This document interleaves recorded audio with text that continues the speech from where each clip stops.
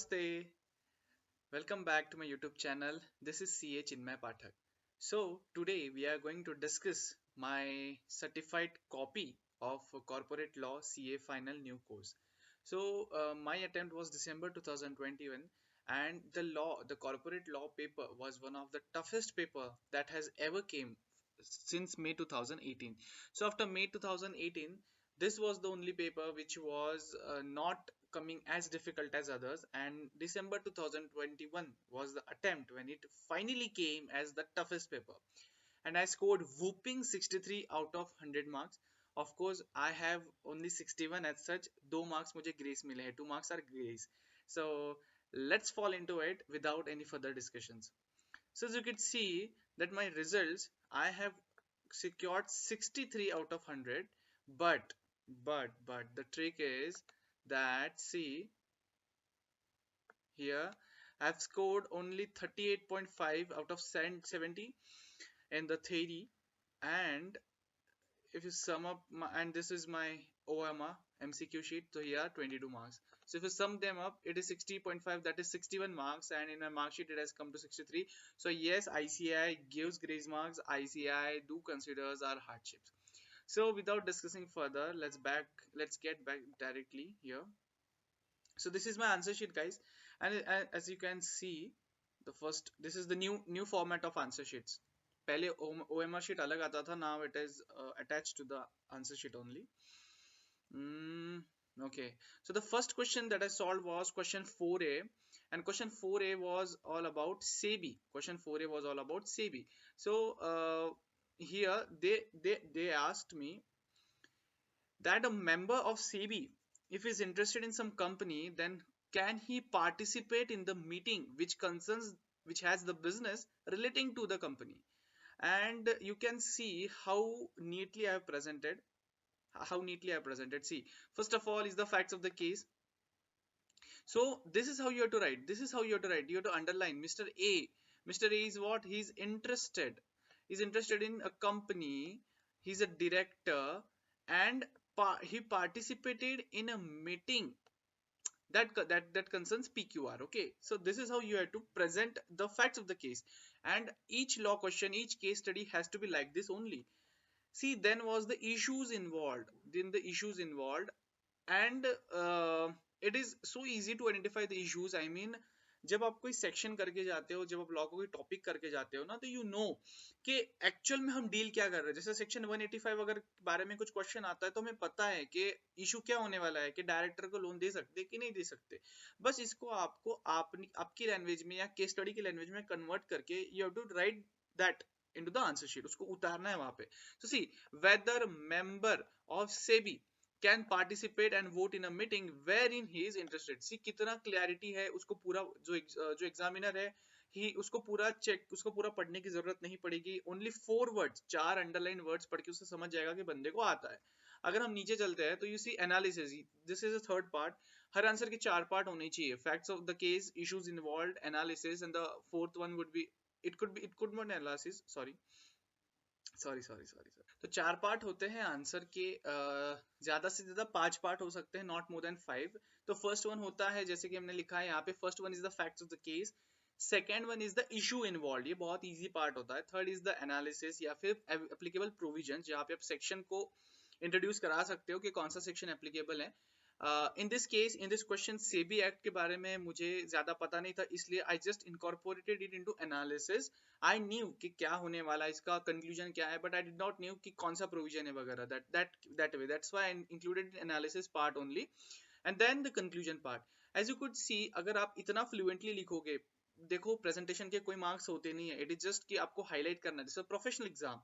तो फिर see, if you could just see here that मुझे यहाँ पे भाई ने, मतलब examiner has granted me 3.5 marks out of 4. So सिर्फ 0.5 मार्क कट किए हैं, जबकि मैंने कोई सेक्शन लिखा नहीं है. सो जो ये प्रीडिटरमेंट चीज होती है कि सेक्शन लिखना मैंडेटरी है कि नहीं, तो इसको निकाल देना और ग्रेस मार्क्स मिलते हैं. So moving to the next question, question 4B. क्वेश्चन 4B में ये पूछते हैं, कुछ स्पेसिफिक टाइमलाइंस पूछे थे सेबी एलओडीआर के। सेबी को बहुत ज्यादा इग्नोर किया जाता है, लेकिन इस बार सेबी ने बहुत अच्छा वेटेज खा लिया था, एंड थैंक्स कि मैंने पूरा लॉ पढ़ रखा था, पूरा कुछ एबीसी एनालिसिस नहीं किया था मैंने। तो एज यू कुड सी, ये इंस्टीट्यूट का मेरे पास ये है, देखो this is how it comes, this is how it comes. See, ये क्वेश्चन 4B है, देखो within 10 days exceeding 2% is bold, at least 2 working days in bold, 2 working days bold, 7 working days bold, and you can see in my answer also that SEBI LODR report to the stock exchange within 10 days. See, this is what it makes sense. देखो immediately 1 mark. This is what makes sense for the board. Then again I have highlighted it like date of board meeting 2 working days in advance, 2 working days in advance, again 1 mark. देखो जो relevant part था उसको underline किया, और जो सबसे ज्यादा relevant part था उसको boxes कर डाले हैं मैंने, उसको boxes किए मैंने. This is how it has to be presented. You could see there कि देखो यहाँ पे सिर्फ underline है, लेकिन यहाँ पे boxes किए हैं मैंने. और पेंसिल नहीं हो तो भी पेन से कर देना, फर्क नहीं पड़ता. See, this was wrong one, 24 hours wrong one highlight किया, 0, 5 वर्किंग डेज 0, लेकिन 2 मार्क्स मिल गए 4 में से, 2 मार्क्स मिल गए 4 में से. Moving to the next question 4C. ये एक्ट मुझसे होता ही नहीं था. फॉरेन कंट्रीब्यूशन जो एक्ट है ना, फॉरेन कंट्रीब्यूशन रेगुलेशन एक्ट, और अपना वाइंडिंग अप वाला एक चैप्टर, और फेमा, ये 3 चैप्टर मुझसे होते ही नहीं थे. मैं फिर भी कैसे तो भी कुछ तो पढ़ के गया था, शुभम सिंगल की एक वीडियो देख के गया था, रिवीजन वीडियो, लेकिन होते ही नहीं थे. फिर भी मतलब जो हम ऐसे रिवीजन वीडियोस देख के जाते हैं तो थोड़ा फार लॉजिक लग जाता है, इसलिए मुझे ये क्वेश्चन ना ऊपर ऊपर से आया था, मैंने लिखा था, तो यहाँ पे अंडरलाइन करने जैसा मेरे लिए कुछ था नहीं. स्टिल मैंने ऐसा एक क्या कहते हैं, जितना मुझे लगा कि इट शुड बी हाईलाइटेड, मैंने उतना हाईलाइट कर दिया था कि be reported to the central government. Provisions पता नहीं, कुछ भी नहीं, पूरा आंसर समराइज कर दिया था इतने पार्ट में. इसका मुझे 0.5 अवार्ड हो गया. नेक्स्ट नेक्स्ट नेक्स्ट नेक्स्ट, यहाँ पे मैंने, यहाँ पे आप देख सकते हो कि 1 लाख के ऊपर का जो गिफ्ट होता है, 1 लाख तक का गिफ्ट होता है, वो रिपोर्ट नहीं करना पड़ता सेंट्रल गवर्नमेंट को. ये प्रोविजन ये सबको पता होती है, अगर अपने एफसीआर पढ़ा भी नहीं तो भी सबको पता होती है. इसलिए ये वाला मैं थोड़ा ढंग से लिख पाया था, एक्सक्लूडेड रिपोर्टिंग मार्केट वैल्यू जिसकी 1 लाख तक होती है. और फिर ये वाला कि since the receipt is below 1 lakh rupees, या फिर exactly 1 lakh rupees, it shall not be reported. और ये हाईलाइट करने के लिए मुझे इस क्वेश्चन में मिल गए पूरे 2.5 मार्क्स, पूरे 2.5 मार्क्स. देखा, 2 मार्क्स का ये सब क्वेश्चन था, और ये 2 मार्क्स का था 1 वाला. This was for 2 marks and the नीचे वाला वाज फॉर 2 मार्क्स. लेकिन बिना एक्ट पढ़े भी आप 0.5 गेन कर लिया मैंने, बिना एक्ट पढ़े भी 0.5 गेन कर लिया सिर्फ एक रिवीजन वीडियो से. इसलिए मैं कहता हूँ कि कवरेज पे बहुत फोकस किया करो, कुछ भी छोड़ना नहीं है, जितना हो सके करते रहना है. Next thing is arbitral tribunal पे था, आर्बिट्रेशन एंड कंसिलिएशन. देखो आप ऑब्जर्व कर रहे रहेंगे कि कैसे ए बी सी कैटेगरी होती, तो सी कैटेगरी में से सारे क्वेश्चंस आ रहे थे. और क्योंकि मैंने लकीली सारा सी वाला पोर्शन अच्छे से कर लिया था, मतलब मैंने पूरा कवरेज किया था, लेकिन सी वाला भी मैंने छोड़ा नहीं था. So I was able to solve the C category first. So next one was about arbitral tribunal. और यहाँ पे आप देख सकते हो कि इन्होंने पूछा है कि कब तक अवार्ड चैलेंज हो सकता है कोर्ट में. सो हमने लिखा, देखो, कैन बी चैलेंज्ड. और जो मेन आंसर है ना, बायसनेस ऑफ आर्बिट्रेटर, बस इसको मैंने ये कर दिया, बॉक्स कर दिया, बस इसको मैंने बॉक्स कर दिया. कितने टाइम में कर सकता है भाई? 3 महीने में कर सकता है. फिर ऑटोमेटिक स्टे मिलता है क्या? ये ढक गया, यहाँ पे लिखा है नो, यहाँ पे नो लिखा हुआ है, नो ऑटोमेटिक स्टे होता है. तो बस 3 चीजें मैंने हाईलाइट की, 3 चीजों को मैंने बॉक्स मारे, और मिल गया यहाँ पे मुझे मार्क्स. आप देखो कि टोटल में कितने मिले हैं. देखो 2 मार्क्स मिले हैं इस क्वेश्चन में मुझे टोटल में, और जो क्वेश्चन 4 है, पूरा क्वेश्चन 4 है, उसमें सब मिलके मुझे 10 मार्क्स मिले हैं. पूरा क्वेश्चन 4 में मुझे 10 मार्क्स मिले हैं. जबकि यहाँ पे आप देख सकते हो, कि क्वेश्चन 4 जो था कितने मार्क्स का था टोटल में. देखो this was for 3 marks the arbitration, then above was 4, and then 4 was 6 8 12 15. So 15 में से 10 मार्क्स अवार्ड हुए हैं. नेक्स्ट इज क्वेश्चन 6 था मेरा. यहाँ पे था, ये सबसे बेस्ट क्वेश्चन था मेरे पूरे पेपर में, मुझे सबसे ज्यादा याद है. देखो लोग कहते हैं कि प्रैक्टिकल सब्जेक्ट्स में आपको मिलते हैं ग्रेस मार्क्स. ये मैंने पहली बार देखा कि किसी थ्योरी सब्जेक्ट में ग्रेस मार्क्स मिले हैं, और वो मुझे इस क्वेश्चन में मिले. ये मेरा सबसे फेवरेट क्वेश्चन है अभी के लिए. मतलब इस एग्जाम्स में। देखो क्या था, एक प्राइवेट लिमिटेड कंपनी को सेक्शन 185 में एक एग्जम्पशन दी गई है कि अगर वो डायरेक्टर को लोन दे भी सकती है, लेकिन प्रोवाइडेड कुछ 3 क्राइटेरिया उसके होते हैं। हुआ क्या था कि मुझे एक्सेप्शन याद थी लेकिन क्राइटेरिया मेरे गलत थे, तो मेरा कंक्लूजन भी गलत हो गया था। As you could see here, see facts of the case, फिर से वही वाला फंडा, facts of the case में मैं लिखता हूँ BLM एक प्राइवेट लिमिटेड कंपनी भाई, वो चाहती है 50 लाख का लोन दे टू द डायरेक्टर, और उसका paid up share capital 20 crore का है, और प्रॉफिट एंड लॉस का क्रेडिट बैलेंस 6 करोड़ का है, ठीक है। अभी इश्यूज इन्वॉल्व जो है, अब यहाँ पे एग्जामिनर चाहता था आप लिखो कि आपको कोई एग्जामिशन के बारे में पता है कि नहीं। अगर हम लिखते ना कि 185 में डायरेक्टर को लोन नहीं दे सकते ब्ला ब्ला ब्ला ब्ला, तो दैट वाज इररिलेवेंट। उनको लेना देना था एक्सेप्शन का, एग्जम्पशन का। तो आपको लिखना है कि whether an exemption has been provided to private limited companies for granting loan to its directors.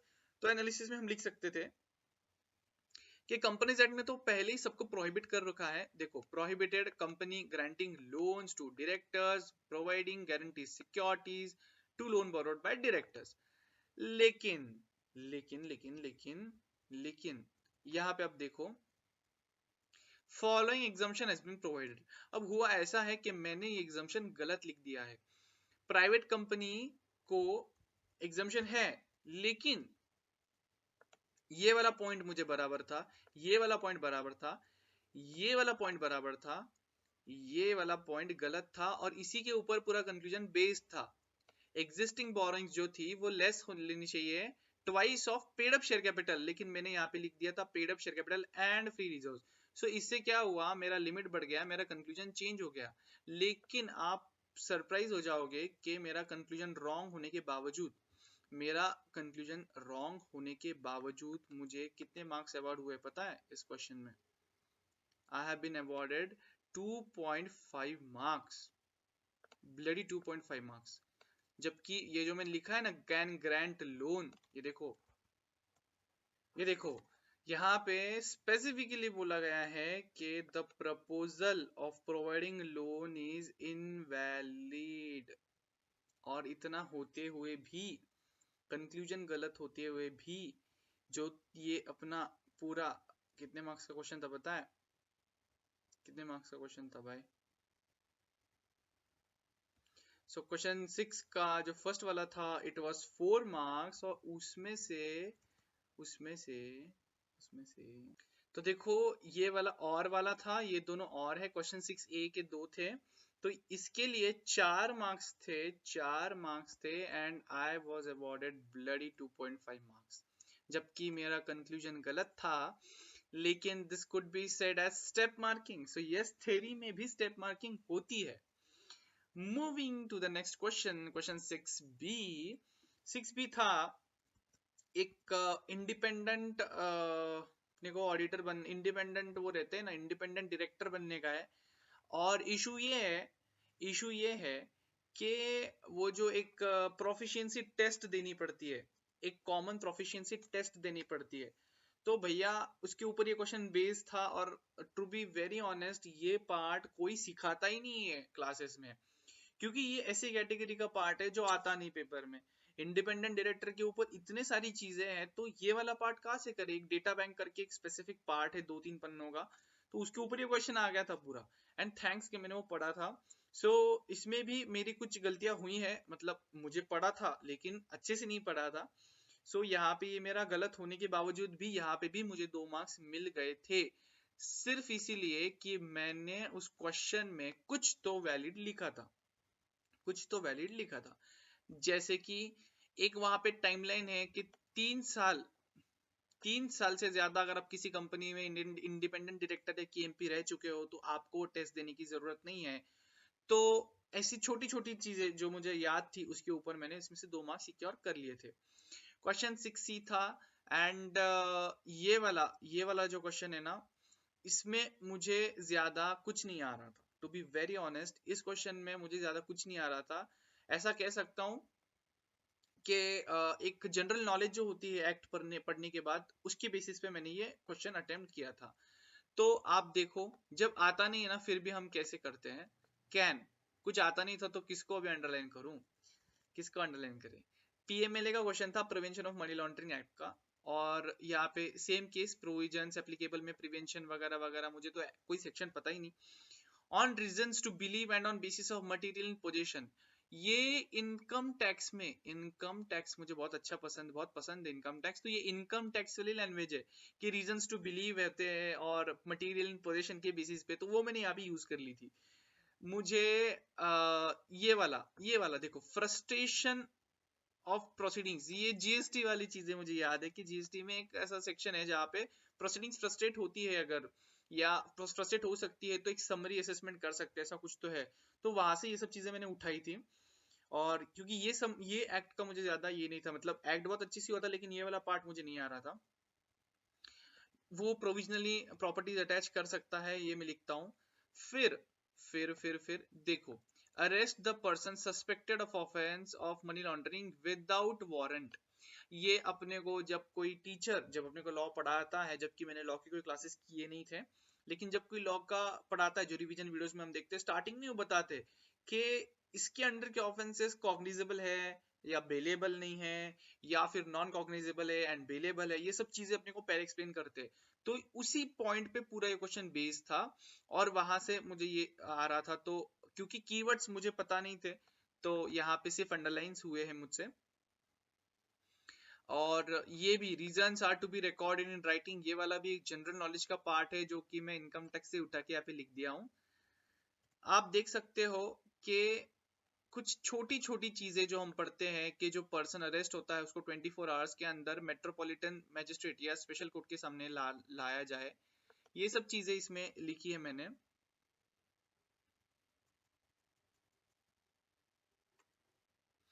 और ये होता है इम्प्रिजनमेंट 1 साल का होता है, या 50,000 की फाइन होती है, या दोनों होती है। और फिर आ गया कंक्लूजन कि मिस्टर रंजीत भाई जो है, इन्होंने वायलेट की है प्रोविजंस, और ये लायबल है टू इम्प्रिजनमेंट 1 साल की या फाइन अप टू 50,000।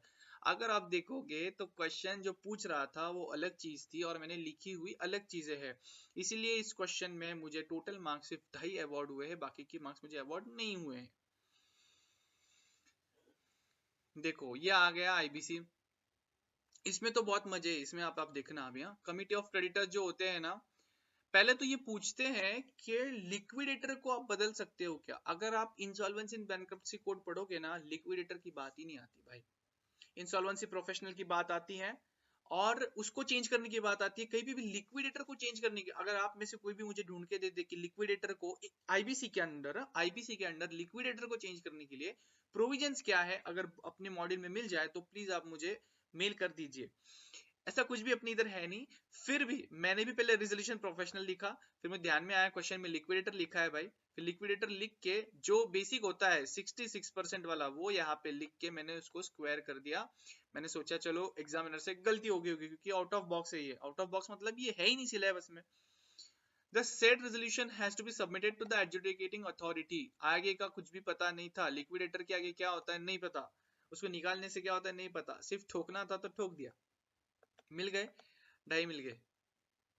क्योंकि अभी लिखा ना कि 66% मेजोरिटी रखो तो आप चेंज कर दो। अब पता ही नहीं है क्या प्रोविजन से कहा से, तो 2.5 मार्क दे दिए, आधा मार्क, सॉरी आधा मार्क, 2.5 नहीं आधा, लेकिन दे दिए।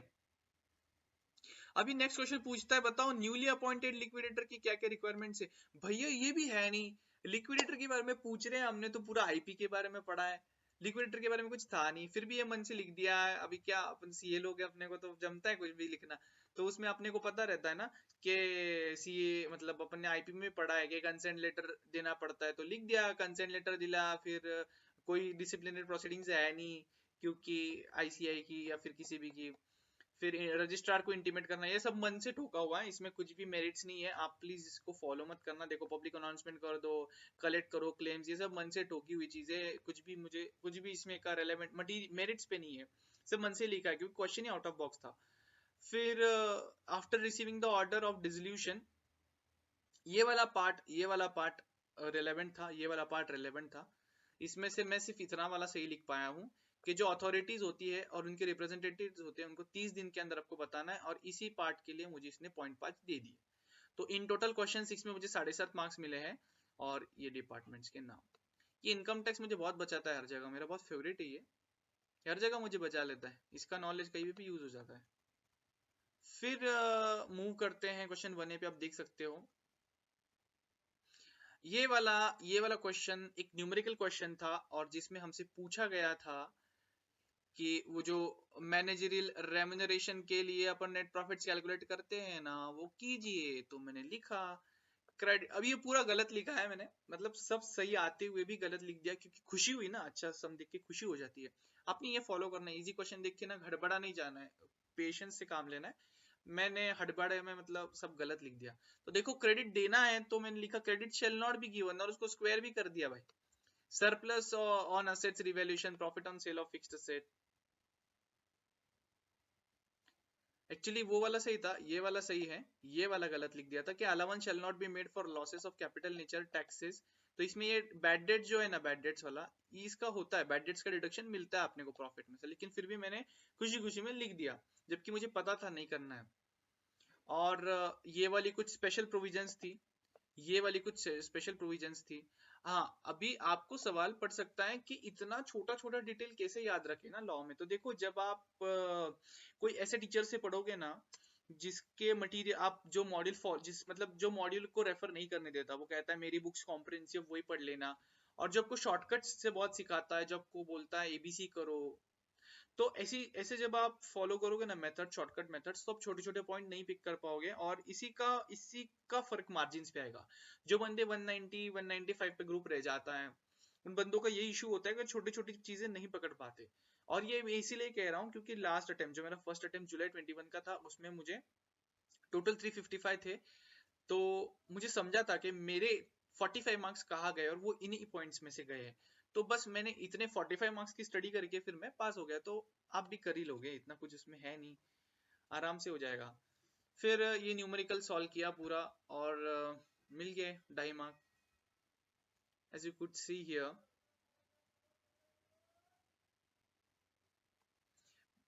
फिर ऑडिटर रिपोर्ट में मैनेजरल रेम्यूनरेशन के बारे में क्या क्या बताना होता है। देखो ना, एक ही क्वेश्चन में क्या क्या पूछ लिया, न्यूमेरिकल भी पूछ लिया, रिपोर्टिंग भी पूछ ली। तो देखो, प्रॉफिट्स बताने हैं, मैक्सिमम रेम्यूनरेशन बताना है, कैटेगरी वाइज बाइफरकेशन देना है, ये सब चीजें देनी। पता नहीं ये राइट लिखा था कि भी नहीं मैंने, लेकिन ये लास्ट वाला जो पॉइंट था, ये वाला, इसके लिए मुझे मिल गए 0.5 marks. Then then comes the real thing. उन्होंने एक सवाल पूछा कि मैनेजर रेम्यूनरेशन किस तरीके से पे हो सकता है। जब मैंने पहली बार पढ़ा ना, तो मुझे लगा बैंक से हो सकता है, एंड सीरियसली मतलब मैं बोला किस तरीके से भी हो सकता है, कुछ समझ में नहीं आया। फिर क्लिक हुआ कि मैंने पढ़ते पढ़ते ऐसा देखा था कि कुछ मंथली सैलरी भी दे सकते हैं, कुछ ईयरली भी दे सकते हैं, ऐसा कुछ तो मुझे ध्यान में आया। फिर I wrote the correct answer के मैनेजरियल रेम्यूनरेशन में be paid by following modes monthly as a percentage of profit. ये वाला गलत था, ये वाला गलत था। तो इस बात के भाई मिल गए इतने, और टोटल मिल गए 3.5, टोटल मिल गए 3.5। Coming to the next question, question 1B। ये वाला था कि अगर आपको डायरेक्टरशिप के लिए अप्लाई करना है, तो नोटिस कैसे दोगे, राइट? तो नोटिस दीजिए, हर बंदे को दीजिए, कौन सा टाइम पीरियड है उसमें दीजिए, फिजिकल मोड से दीजिए, ईमेल आईडी पे दीजिए। अब इस केस में हाँ, ये भी था, भाई का रेज्यूमे देना है, भाई के शेयर्स कितने हल्के देने हैं, भाई का एक्सपर्टाइज का नेचर बताना है, और क्या बताना है भाई का। हाँ, अब देखो गेम क्या हुआ है ना, टीज लिमिटेड क्या है ना, उसने क्या किया था, ये जो नोटिस थी डायरेक्टरशिप की, ये सिर्फ अपने वेबसाइट पे डाल दी, ना किसी को भेजी, ना मेल भेजा, तो इनवैलिड है। ये इनवैलिड को बॉक्स करने का 1 मार्क मिल गया मेरे को, ऊपर कुछ नहीं मिला। फिर अल्टरनेटिव वे क्या था, अल्टरनेटिव वे क्या था, आप क्या कर सकते थे, आप क्या कर सकते थे, ये नोटिस जो थी ना, कोई भी अच्छा न्यूज़पेपर, द हिंदू, उसमें आपने दे देनी थी, सर्कुलेट करनी थी, और जो एक रीजनल लैंग्वेज होता है उस वाला, जैसे हमारे यहाँ पे लोकमत है, तो उसमें दे देना था, और बस काम बन जाता था। 1.5 मार्क मिल गए, 2.5 मार्क मैंने कमा लिए, मेरी जेब बजने लगी, मेरी जेब बजने लग गई, लग गई, लग गई, लग गई। और ये वाला क्वेश्चन, एक ये क्वेश्चन सबसे इजी था पूरे लॉ पेपर में, सबसे इजी ये वाला क्वेश्चन था। क्या था पता है ना, हम ये वाला क्वेश्चन था कि आप आपके नॉलेज को कैसे अप्लाई करते हो। इशू ऐसा था कि इंडिपेंडेंट डायरेक्टर को नॉर्मल डायरेक्टर से कम पैसा नहीं देना है, ये बात हमने पढ़ी है, लेकिन इस पे कोई क्वेश्चन हमने सॉल्व नहीं किया था। ये पूरा न्यूमेरिकल जैसा दिखने वाला सम था। तो यहाँ पे देखो आपको कैसे प्रेजेंट करना है पता है, सीटिंग फीस पेएबल कर दिया डब्बा, टू एन इंडिपेंडेंट डायरेक्टर और a woman director shall no be lesser को कर दिया डब्बा, then what is being paid to other non executive directors. अभी जो मेरा वाला अटेम्प्ट था, यहाँ से नए मैनेजरियल रेम्यूनरेशंस के लिमिट्स आए हैं, तो एग्जीक्यूटिव नॉन एग्जीक्यूटिव इसमें बहुत फर्क पड़ता है, इसलिए मुझे लिखना पड़ा नॉन, नहीं तो मैं लिखता था other directors other than independent woman, ऐसे लिख देता था मैं। तो in the given case copy paste मैंने क्या किया, डायरेक्टर के नाम, क्वेश्चन में दिए हुए उनके पोस्ट और उनके रेम्यूनरेशन लिख दिए, बस बात खत्म, कंक्लूजन आ गया। क्या लिख दिया अपन ने लिख दिया भाव बोर्ड का डिसीजन इनवैलिड एंड वॉइड है, क्योंकि सिट इन फीस जो है मिस्टर एक्स और उनकी, तो लड़की डायरेक्टर जो है और वो इंडिपेंडेंट है उनसे ज्यादा है, ये नहीं चलेगा, नहीं लगता, नहीं चलेगा, नहीं चलेगा, नहीं चलेगा। 1.5 मार्क मिल गया, और ये फोकट के मार्क्स होते हैं। ये देखो ये फालतूगिरी होती है, ये वाला लड़की वाला आइटम हो गया। वो लड़कियों को कैसे रहता है, they want to present everything in a very beautiful manner, they want to draw flowers. Law का पेपर हो, they want to draw flowers, कोई ऑडिट का paper, they want to draw flowers, कोई पेपर हो, they want to draw flowers, बहुत अच्छा presentation करती है लड़कियां। तो यू कुड सी क्वेश्चन ये वाले में क्या था ना, कि उन्होंने सीधा पूछा था कि XYZ, मतलब जो अपना प्रॉफिट रहता है, देखो ये वाला जो प्रॉफिट है ना, ये वाला 250 करोड़ का प्रॉफिट है, तो बताओ रेम्यूनरेशन कितना जाएगा। तो यहाँ पे लड़की वाला आइटम हो गया मुझसे, मैंने क्या कर दिया पता है, मैंने ना यहाँ पे पूरा टेबल एकदम टिप टॉप ड्रॉ कर दिया कि भैया अगर इतना इतना इफेक्टिव कैपिटल है तो इतना, इतना है तो इतना, ऐसा टिप टॉप ड्रॉ वगैरह कर दिया। और फिर जो अपना ये वाला था लिखना, एक्चुअली इतना ही था, ये लिखना इतना ही था, लेकिन ये अपना फ्लावर वाला स्कीम मैंने अप्लाई हो गई मुझसे गलती से, तो यहाँ पे मैंने लिख दिया। और जो होना वही था, उसको देखा भी नहीं, कंक्लूजन के मार्क्स मिल गए, बात खत्म हो गई। 9.5 मार्क्स मुझे क्वेश्चन 1 में मिल गए। Then came question 5A। हाँ, और ये भी होता है, देखो क्वेश्चन आप कैसे भी सॉल्व करो, क्वेश्चन 1 पहले करो या 6 पहले करो, और सब क्वेश्चंस में भी कर सकते हो आप, क्वेश्चन 1D पहले कर सकते हो, क्वेश्चन 1C उसके बाद क्वेश्चन 1B फिर क्वेश्चन 1, ऐसा कुछ इशू नहीं होता, उससे कुछ इशू नहीं होता। मैंने वैसे ही सॉल्व किया, आप देख सकते हो पेपर में। सो ये वाला कुछ पता नहीं था, ये भी शुभम सिंघल की कोई तो मैंने एक रिवीजन वीडियोस देख ली थी, उसमें से मुझे याद आया तो लिख दिया कि भैया tribunal can do any modifications without the members, जब मेंबर्स को इंटीमेट किए बिना ट्राइब्यूनल मॉडिफाई कर सकती है। ये एक जो क्या बोलते हैं रिवीजन फ्री वाला बोनस मार्किंग जैसा समझ लीजिए, कि मुझे कुछ आता नहीं था, फिर भी एक रिवीजन वीडियोस की बेसिस पे मुझे यहाँ पे 2.5 मार्क मिल गए। तो आप समझ रहे हो क्या कवरेज का कितना बड़ा रोल होता है, मतलब अगर मैं देखूँ तो 2.5 और पहले 4, ऐसा करके अराउंड 10 to 12 मार्क्स मेरे ऐसे हैं जो मुझे क्या बोलते हैं, मैंने खुद से इतनी पढ़ाई नहीं की थी, वो सिर्फ रिवीजन वीडियोस पे मुझे मिल गए थे। तो ये कवरेज क्या था ना, क्योंकि मुझे वो टॉपिक कवर भी करने थे, लेकिन मुझे इच्छा नहीं हो रही थी पढ़ने की। So what I did, I watched the revision videos. So always say के कुछ भी छोड़ना नहीं है। ये वाला भी क्वेश्चन खतरनाक था। पहले तो वो पूछते हैं कि एडमिनिस्ट्रेटिव फोर्सेस सपोर्ट करेगी ना इसमें, वो आईबीसी एक्ट में। तो मैंने बोला कि ठीक है कर सकती है भाई, डायरेक्टर अगर कोऑपरेट नहीं करता है तो, इसका मुझे उसने एक मार्क दे दिया। फिर भाई क्या पूछते पता है, क्या पूछते पता है, बोलते हाईकोर्ट इसमें हाथ डाल सकते हैं कि किस्से में हाईकोर्ट कुछ कर सकता है क्या। और भाई इधर अपने को ट्राइब्यूनल के ऊपर क्वेश्चन नहीं आते, और ये लोग हाईकोर्ट पे पूछ गए, और ये है नहीं है सिलेबस में, आप चेक करके देखो है नहीं। फिर अपना वही इनकम टैक्स जिंदाबाद, वहां पे मेरे को पता है, जो मेरे को याद आया मैंने लिख दिया, मैंने बोला इनकम टैक्स में भी ऐसा कुछ पावर वावर दिएला नहीं हाई कोर्ट को कि to restrict some administrative forces. तो यहाँ पे भी अपन ने टोक डाला है, high court can not question the act of district collector, और धब्बा सही लग गया, 2 मार्क फोकट के। So this is how you are earning marks. सो ऐसा देखा जाए तो पूरा पेपर ही फोकट का है, लेकिन ऐसा नहीं है।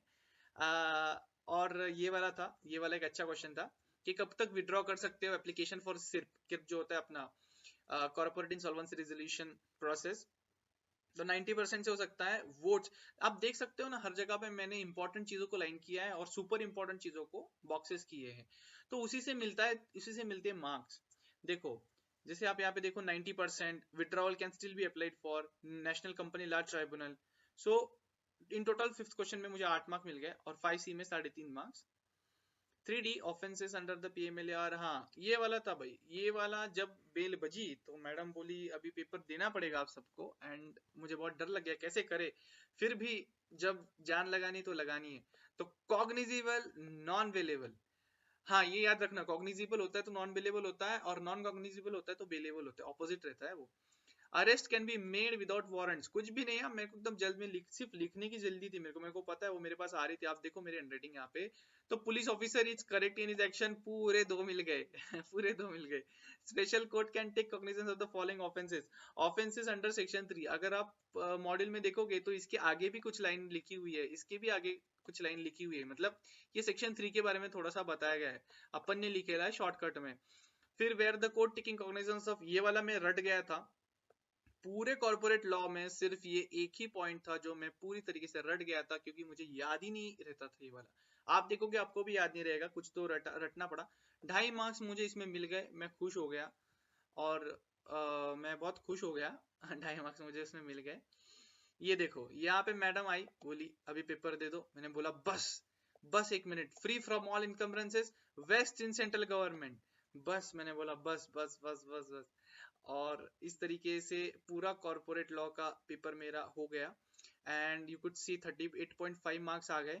मतलब अगर मैं ऐसा बोलूं कि अगर एमसीक्यू नहीं होते थे तो भी 70 में से हम पास हो सकते थे, क्योंकि 2 मार्क्स तो मुझे ग्रेस मिल गए ना, तो मैं 40 तो मुझे मिल जाते थे। So this is how it works, and I always tell you all, MCQ में भी तो ऐसा ही होता है कि अगर आपको वो मैडम आ गई ना, मैडम सर जो भी लेने को पेपर, तो है ना एकदम फटाक से कुछ भी टिक कर देने का, देखने का नहीं ABCD, वो आई ना एकदम ऐसा टिक करके दे देने का, और ये लास्ट लेने का, लास्ट 15-20 मिनट्स में एमसीक्यूज उठाने के, उसके पहले उठाने के नहीं। सो this is all about certified analysis. अगर देखा जाए तो आप इसमें से सम अप ऐसा कर सकते हो कि लॉ के पेपर में भी ग्रेस मार्किंग होती है, अगर आपको प्रोविजंस अच्छे से आते हैं, तो अगर आप उसको लिखते हैं तो कंक्लूजन रॉन्ग होने पर भी थोड़े मार्क्स मिल जाते हैं। सेकेंड चीज, इंपॉर्टेंट चीजों को कभी भी अंडरलाइन करनी है और मोस्ट इंपॉर्टेंट को बॉक्सेस करने हैं। And third important thing is her question को बांटना है, मतलब facts of the case, issues involve, provisions applicable, analysis and conclusion, ऐसी चीजों में बांटना है, तभी आपको मार्क्स अलॉट होंगे। So that's all for today, and ऐसे ही मैं और भी सब्जेक्ट्स के वीडियोस लाऊंगा, so that it would help you tremendously. Thank you so much, and don't forget to subscribe.